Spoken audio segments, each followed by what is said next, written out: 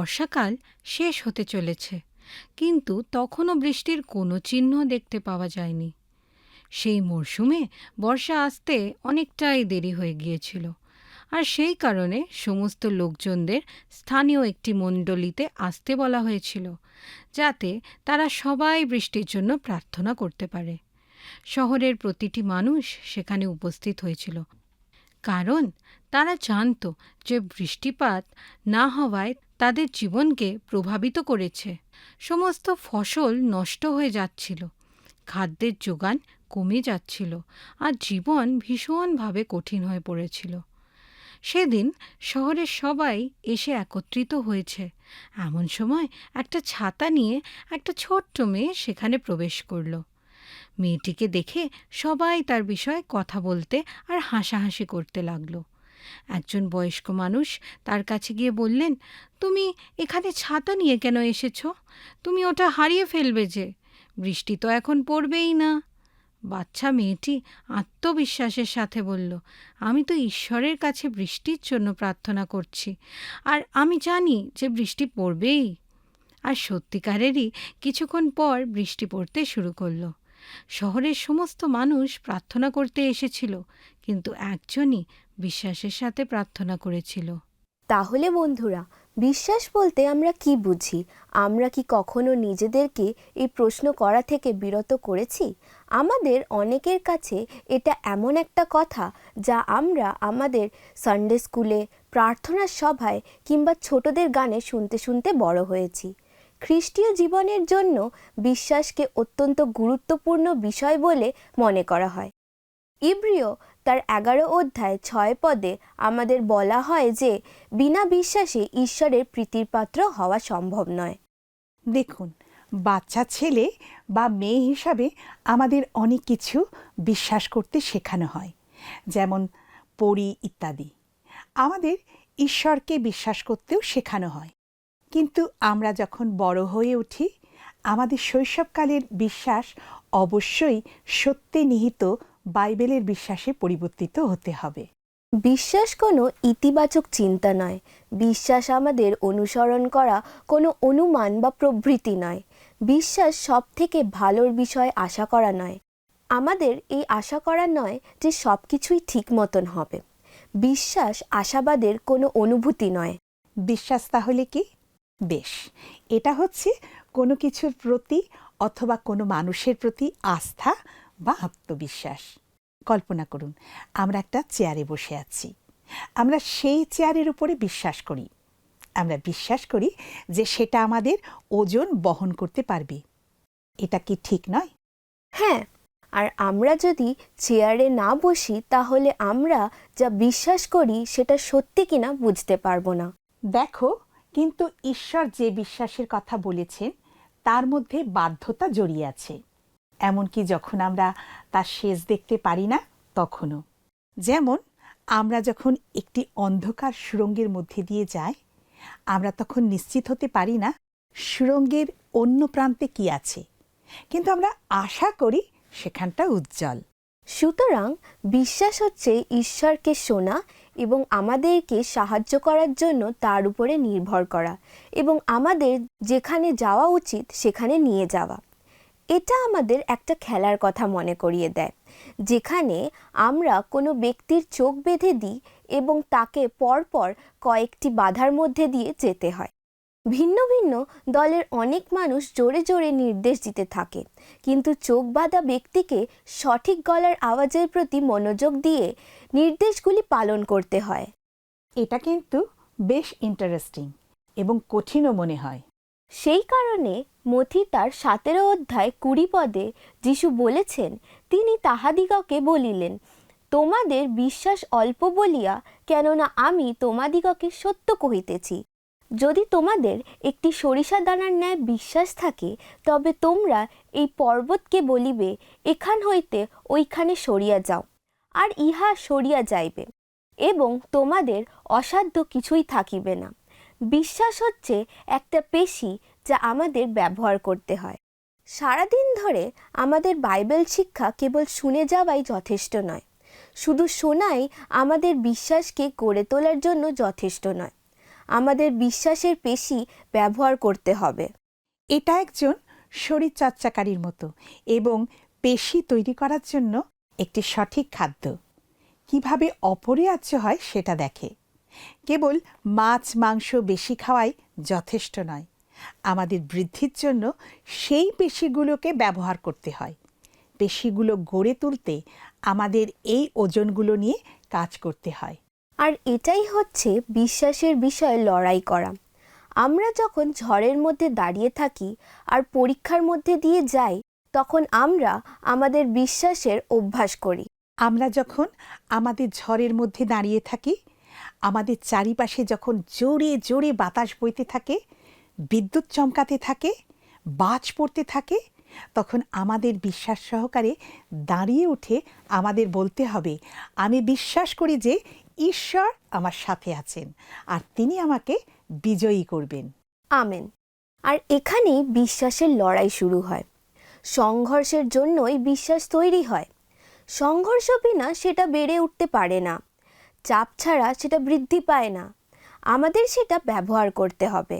দেখুন বন্ধু, টান টান করে টাঙানো দড়ির উপর দিয়ে এক প্রান্ত থেকে অন্য প্রান্তে হেঁটে যাওয়া এক ব্যক্তির বিষয় এখানে বলা হয়েছে। ভিড় করে তাকে দেখতে থাকা লোকের প্রশংসা সে মন দিয়ে শুনছিল। তারপর সেই ব্যক্তি তাদের কাছে জানতে চাইল যে তারা বিশ্বাস করে যে সে একজনকে পিঠে নিয়ে সেই দড়ির উপরে পেছনে হেঁটে যেতে পারবে কিনা। ভিড় করে থাকা লোকেরা হাততালি দিয়ে চিৎকার করে খুব আত্মবিশ্বাসের সাথে বলে, হ্যাঁ, আমরা বিশ্বাস করি। এরপর সে একটি লোককে বলে, আমার পিঠের উপরে ওঠো। সেই লোকটি খুব ভয় পেয়ে যায় আর দড়ির উপরে হাঁটা ব্যক্তির কাছে আর যায় না। কিন্তু আরেকটি লোক লাফ দিয়ে এসে তাকে বলে, আমি তোমার সঙ্গে যাব। সেই লোকটি তার পিঠে চড়ে বসে আর তারা দুজনে দড়ির উপর দিয়ে হেঁটে চলে যায়। বেশ, প্রথমে যে লোকটি তার কাছে গেল না আর দ্বিতীয় যে লোকটি তার কাছে গেল, সেই দুজনের মধ্যে পার্থক্য কি ছিল বলো তো? এই গল্পে প্রথম লোকটি দড়ির উপরে হাঁটা ব্যক্তির ক্ষমতার বিষয়ে অবগত ছিল, কিন্তু দ্বিতীয় লোকটির দড়ির উপরে হাঁটা ব্যক্তির ক্ষমতার বিষয়ে সম্পূর্ণ বিশ্বাস ছিল। দেখুন বন্ধু, বাইবেল থেকে আমরা শিক্ষা পাই, অতএব বিশ্বাস শ্রবণ হইতে, এবং শ্রবণ খ্রিস্টের বাক্য দ্বারা হয়। এটা লেখা আছে রোমীয় 10:17। আমরা যত খ্রিস্টের বিষয় শুনি আর তার বাক্য পাঠ করি, তত আমাদের বিশ্বাস বেড়ে ওঠে। বিশ্বাসের প্রয়োজন হয় আমাদের বৃদ্ধি পেতে প্রভুর সঙ্গে আমাদের ব্যক্তিগত সম্পর্ক স্থাপন করা। আমরা যখন দৈনন্দিন প্রার্থনা এবং বাইবেল শিক্ষার মাধ্যমে ঈশ্বরের সঙ্গে সম্পর্ক স্থাপন করতে সময় দিই, তখন আমরা তাঁর বৈশিষ্ট্যগুলো বুঝতে শুরু করি। আমরা তাঁর ক্ষমতার উপরে বিশ্বাস করা থেকে চলে গিয়ে তিনি যে আমাদের পার করে নিয়ে যাবেন সেই বিষয় তার উপরে নির্ভরতায় চলে আসি। প্রার্থনা হচ্ছে আমাদের কাছে থাকা অন্যতম শক্তিশালী হাতিয়ার। এটা আমাদের ঈশ্বরের সঙ্গে যোগাযোগ রাখতে আর তার পরিচালনা, প্রজ্ঞা এবং শক্তি পেতে দেয়। যাকব তার 5:16 শেষে লেখা আছে, ধার্মিকের বিনতি কার্যসাধনে মহাশক্তিযুক্ত। এই পথটি প্রার্থনার শক্তির উপরে জোর দেয়, যখন এটি বিশ্বাসে এবং ধার্মিক হৃদয়ের সাথে দেওয়া হয়। বিশ্বাস হচ্ছে প্রার্থনার একটি অপরিহার্য উপাদান। বিনা বিশ্বাসে আমাদের প্রার্থনা হয়ে ওঠে নিছক কথা, যার মধ্যে থাকে না কোনো শক্তি অথবা প্রভাব।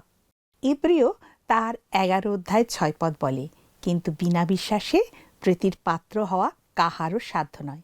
কারণ যে ব্যক্তি ঈশ্বরের নিকটে উপস্থিত হয়, তাহার ইহা বিশ্বাস করা আবশ্যক যে ঈশ্বর আছেন এবং যাহারা তাহার অন্বেষণ করে তিনি তাহাদের পুরস্কারদাতা। এই পথ দেখায় যে ঈশ্বরের সঙ্গে সম্পর্কের বিশ্বাসের কতটা গুরুত্ব আছে। উত্তরপ্রাপ্ত প্রার্থনার জন্য বিশ্বাসের অনেক গুরুত্ব আছে। মার্ক তার 11:24 যিশু বলেছেন, এই জন্য আমি তোমাদিগকে বলি, যাহা কিছু তোমরা প্রার্থনা ও যাচনা করো বিশ্বাস করিও যে তাহা পাইয়াছ, তাহাতে তোমাদের জন্য তাহাই হইবে। এই পদ আমাদের শিক্ষা দেয় যে আমরা যখন প্রার্থনা করি তখন আমাদের বিশ্বাস থাকা উচিত যে ঈশ্বর তার ইচ্ছা অনুযায়ী আমাদের প্রার্থনার উত্তর দিয়ে থাকেন। দেখুন বন্ধু, ফিলিপিও 4:13 লেখা আছে, যিনি আমাকে শক্তি দেন তাহাতে আমি সকলই করিতে পারি। এই পদ আমাদের মনে করিয়ে দেয় যে খ্রিস্টে বিশ্বাসের মাধ্যমে আমরা আমাদের সামনে আসা যে কোনো বাধা বিপত্তি পেরিয়ে যাওয়ার শক্তি পাই। আমাদের বিশ্বাসীদের শক্তির উৎস হচ্ছে বিশ্বাস। বিশ্বযুদ্ধের সময়, যা 1914 সালে ইউরোপে শুরু হয়েছিল, সৈনিকরা অনেক মানুষের সম্পত্তি নষ্ট করে দিয়েছিল। তাদের মধ্যে ছিলেন রাশিয়ায় বসবাসকারী একজন ধনী ভদ্রমহিলা। তিনি অভিজাত পরিবারের সদস্য ছিলেন। তার আভিজাত্যের কারণে তার বন্ধুরা অনেক সময় তাকে প্রিন্সেস বলে ডাকতেন। সৈনিকরা এসে তার বসতবাড়ি ধ্বংস করে দিয়েছিল, আর তার সমস্ত টাকা, যার পরিমাণ ছিল প্রায় $50,000, নিয়ে নিয়েছিল। তার ছেলেকে হত্যাও করা হয়েছিল এবং তার পুত্রবধূ প্লেগে মারা গেলেন। তারা ভদ্রমহিলার কাছে ছেড়ে গেল 3টি ছোট মেয়েকে। তার মধ্যে একজনের বয়স ছিল 14, একজনের 8 আর তৃতীয় জনের 6। অল্প পরিমাণ দুধ আর রুটি কেনার জন্য টাকাও রোজগার করতে ঠাকুমা আর তার 3 নাতনিকে সকাল থেকে রাত পর্যন্ত কাজ করতে হতো। কিছুদিন পরে সেই কাজও বন্ধ হয়ে গেল। তাদের মনে হলো এবার তাদের না খেয়ে থাকতে হবে। এক রাতে খাবার পর তারা দেখল যে পরের দিন খাবার জন্য তাদের কাছে আর কোনো খাবারই নেই।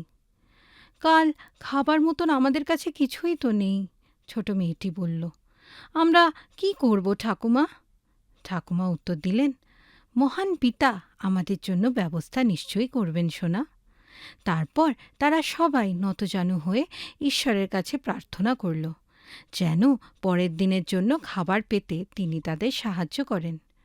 সবচেয়ে ছোট মেয়েটি প্রার্থনা এই রকম করে করছিল, হে প্রভু, আমাদের জন্য কোনো ছোট রুটি পাঠিও না, অনেক বড় রুটি পাঠিও। কিন্তু তুমি তো জানোই প্রভু, আমাদের অনেক বড় রুটির দরকার হয়।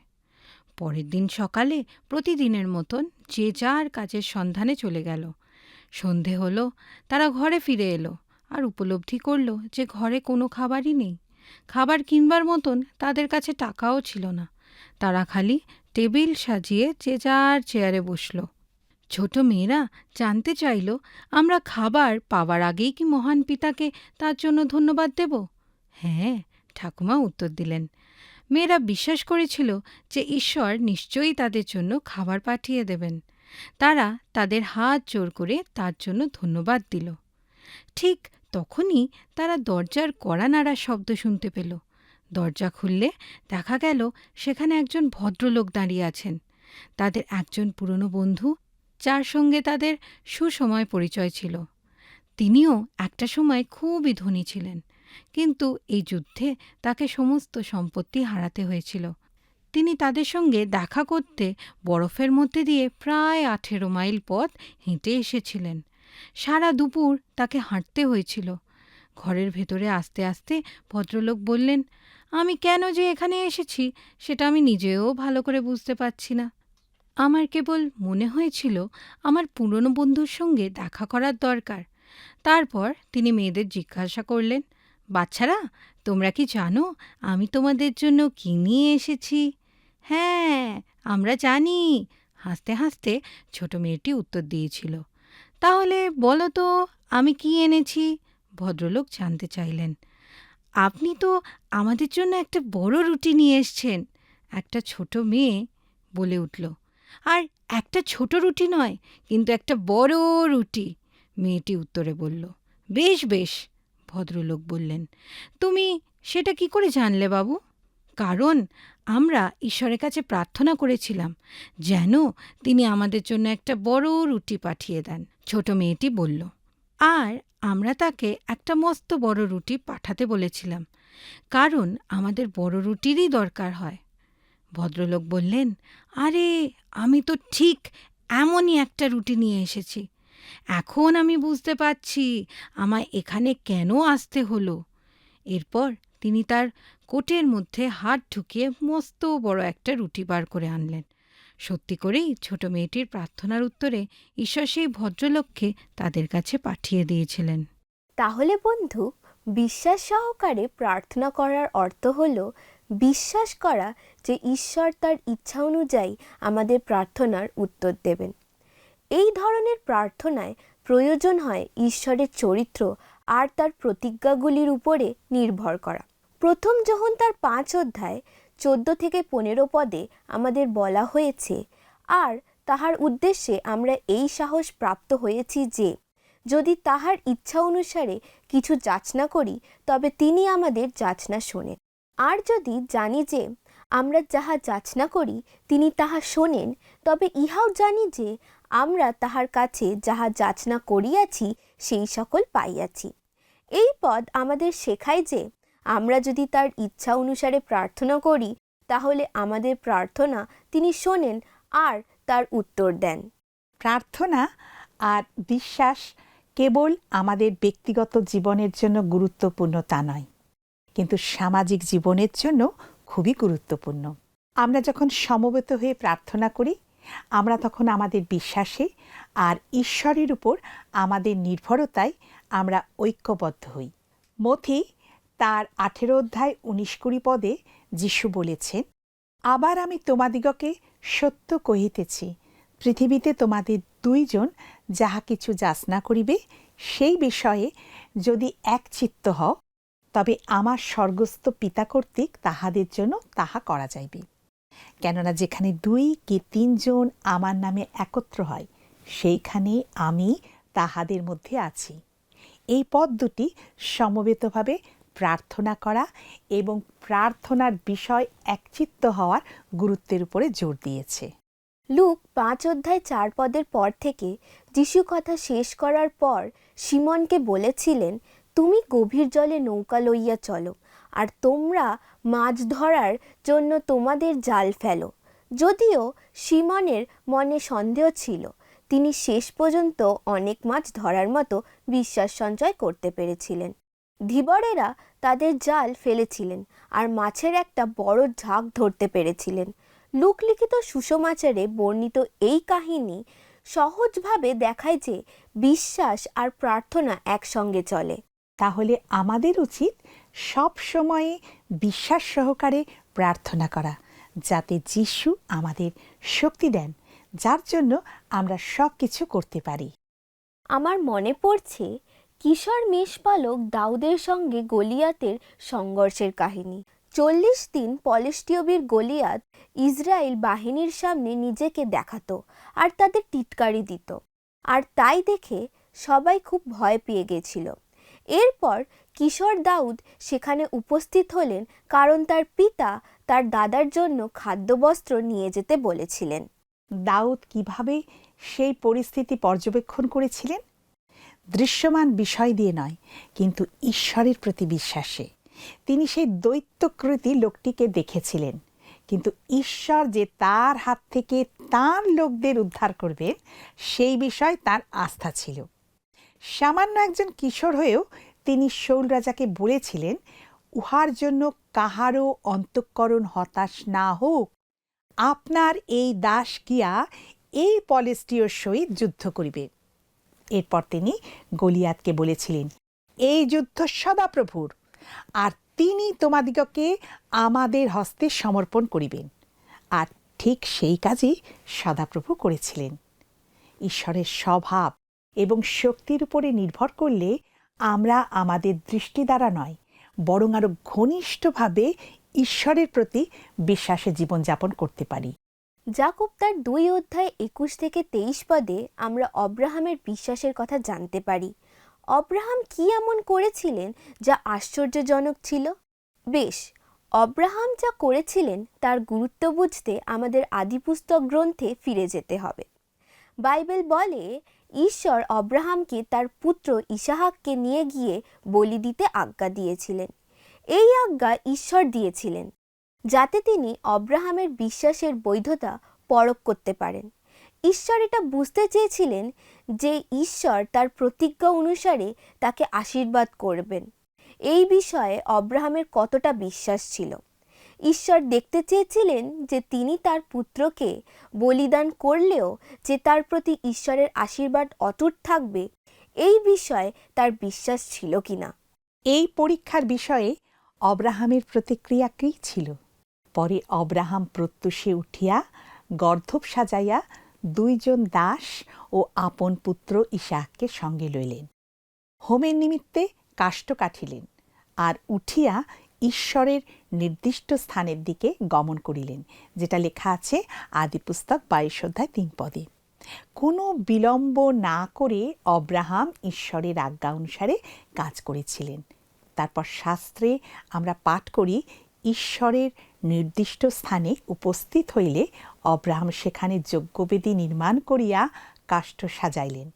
পরে আপন পুত্র ইসাহাককে বাঁধিয়া বেদিতে কাষ্ঠের উপরে রাখিলেন। পরে অব্রাহাম হস্ত বিস্তার করিয়া আপন পুত্রকে বধ করণার্থে খড়গ গ্রহণ করিলেন। আমাদের পক্ষে কঠিন হয়ে যায় কল্পনা করতে যে অব্রাহাম সত্যি করেই তার পুত্রকে হত্যা করার মতন কাজে অগ্রসর হয়েছিলেন। কিন্তু আমরা বাইবেল থেকে শিক্ষা পাই যে তিনি ঠিক সেই কাজটি করতেই প্রস্তুত হয়েছিলেন। ইব্রিয় গ্রন্থ থেকে আমরা জানতে পাই অব্রাহাম কেন এমন কাজ করতে রাজি হয়েছিলেন। বিশ্বাসে অব্রাহাম পরীক্ষিত হইয়া ইসাহাককে উৎসর্গ করিয়াছিলেন। এমনকি যিনি প্রতিজ্ঞা সকল সানন্দে গ্রহণ করিয়াছিলেন, তিনি আপনার সেই একজাত পুত্রকে উৎসর্গ করিতেছিলেন, যাহার বিষয় তাহাকে বলা হয়েছিল, ইসাহাককে তোমার বংশ আখ্যাত হইবে, যা লেখা আছে ইব্রিয় তার 11 অধ্যায় 17-18 পদে। অব্রাহামের বিশ্বাস এতটাই দৃঢ় ছিল যে তিনি জানতেন যে সত্যি যদি ইসাহাকের প্রাণ নিয়ে নেওয়া হয়, তাহলেও ঈশ্বর তাকে মৃত্যু থেকে পুনরুত্থিত করবেন। অব্রাহাম যেই তার পুত্রকে হত্যা করার জন্য খড়গ হাতে তুলে নিয়েছিলেন, তিনি স্বর্গ থেকে একটি কণ্ঠস্বর শুনতে পেয়েছিলেন, অব্রাহাম, অব্রাহাম, যুবকের প্রতি তোমার হস্ত বিস্তার করিও না, উহার প্রতি কিছুই করিও না, কেননা এখন আমি বুঝিলাম তুমি ঈশ্বরকে ভয় করো, আমাকে আপনার অদ্বিতীয় পুত্র দিতেও অসম্মত নও। সেটা নিশ্চয়ই কি আশ্চর্যজনক ঘটনা হয়েছিল। নিঃসন্দেহে অব্রাহামের মনে হয়েছিল যে সত্যি করে তাকে তার পুত্রকে হত্যা করতে হতো কিনা। আমি নিশ্চিত যে স্বর্গ থেকে কণ্ঠস্বর শোনার জন্য তিনি সতর্ক ও মনোযোগী হয়েছিলেন। ঈশ্বর কি করে বুঝলেন যে অব্রাহামের বিশ্বাস সত্যিই ছিল? অব্রাহামের কোনো কথায় কি তিনি সেটা বুঝতে পেরেছিলেন, কিংবা অব্রাহামের কোনো কাজে তিনি সেটা বুঝতে পেরেছিলেন? অব্রাহাম যে তার সবচেয়ে মূল্যবান বস্তুকে ঈশ্বরের হাতে সমর্পণ করতে রাজি হয়েছিলেন, এর মাধ্যমেই তিনি বুঝতে পেরেছিলেন। দেখুন, আমরা হয়তো বর্তমানে আমাদের বিশ্বাসের বিষয়ে কোনো রকম পরীক্ষার মধ্যে দিয়ে যাচ্ছি। এই পরীক্ষার মধ্যে থাকার সময়ে আমাদের হয়তো মনে হতে পারে যে ঈশ্বর কি তাঁর প্রতিজ্ঞা অনুসারে সত্যি করেই আমাদের ভালোবাসেন আর আমাদের জন্য চিন্তা করেন। আমাদের প্রার্থনা এটাই যে ঈশ্বরের প্রতি অব্রাহামের আস্থার উদাহরণ যেন আমাদের সবাইকে উৎসাহিত করতে পারে। অব্রাহাম যা করেছিলেন সেই একই কাজ আমাদের করতে হবে। আমাদের বিশ্বাস করতে হবে যে ঈশ্বর অসম্ভবকে সম্ভব করতে পারেন, আর তার কাছে কোনো কাজই কঠিন নয়। ঈশ্বরের শক্তি আর প্রতিজ্ঞার বিষয়ে কোনো রকমই সন্দেহ না করে বিশ্বাস করতে হবে।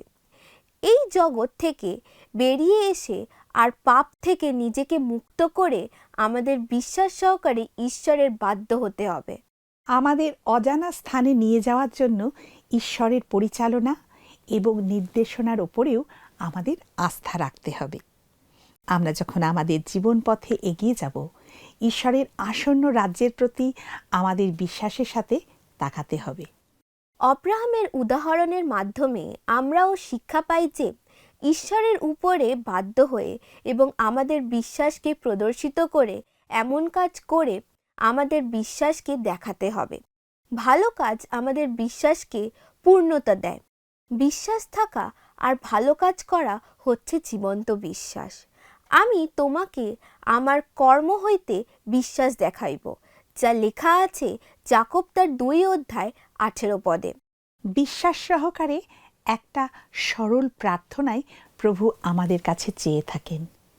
বিশ্বাস হচ্ছে ঈশ্বরের কাছ থেকে পাওয়া উপহার, কিন্তু আমাদের বিশ্বাস যেন দৃঢ় হয় তার জন্য সেটাকে অবশ্যই লালন পালন করতে হয়। আমরা প্রভু যীশু খ্রিস্টের নামে ঈশ্বরের কাছে প্রার্থনা করার মাধ্যমে আমাদের বিশ্বাসকে লালন পালন করতে পারি।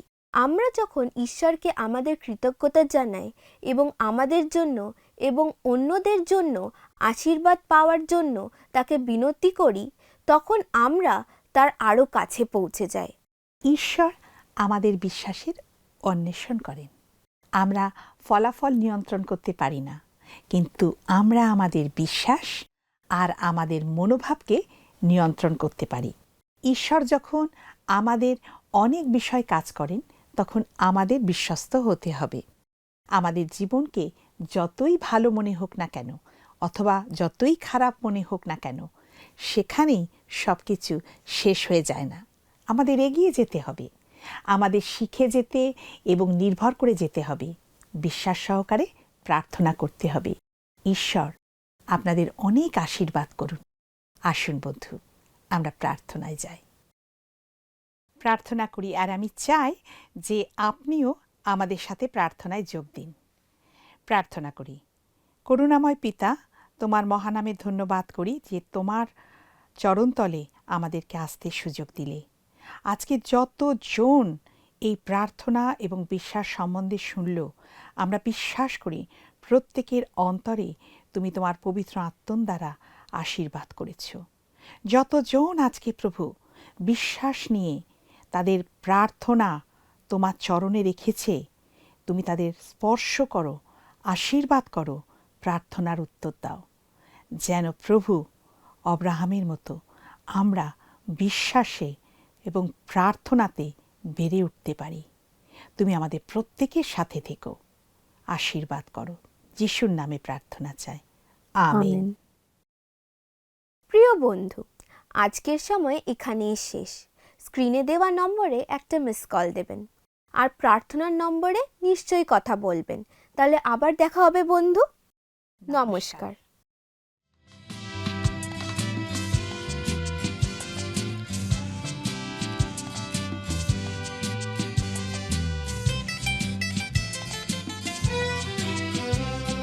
সততা, বিশ্বাস, প্রেম, তিনটি নদীর নাম মোদের জীবনে জীবনে বয়ে চলে অবিরাম। সততা, বিশ্বাস, প্রেম, তিনটি নদীর নাম মোদের জীবনে জীবনে বয়ে চলে অবিরাম। সততা, বিশ্বাস, প্রেম, তিনটি নদীর নাম।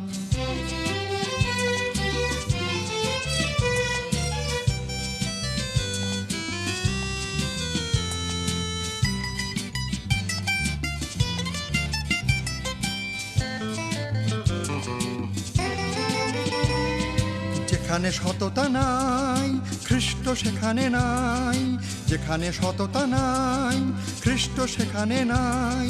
সততা মনের দৃঢ়তায় আনে এ যে গো প্রভুর দান, সততা মনের দৃঢ়তা আনে এ যে গো প্রভুর দান, এ যে গো প্রভুর দান, এ যে গো প্রভুর দান।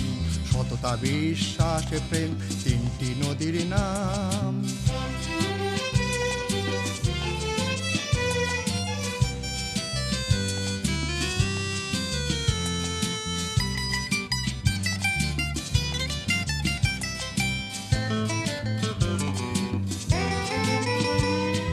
বিশ্বাসে অবিচল সে তো মনে পায় বল, যে বিশ্বাসে অবিচল সে তো মনে পায় বল। অবিশ্বাসী প্রভুকে দেয় দুঃখ অভিমান।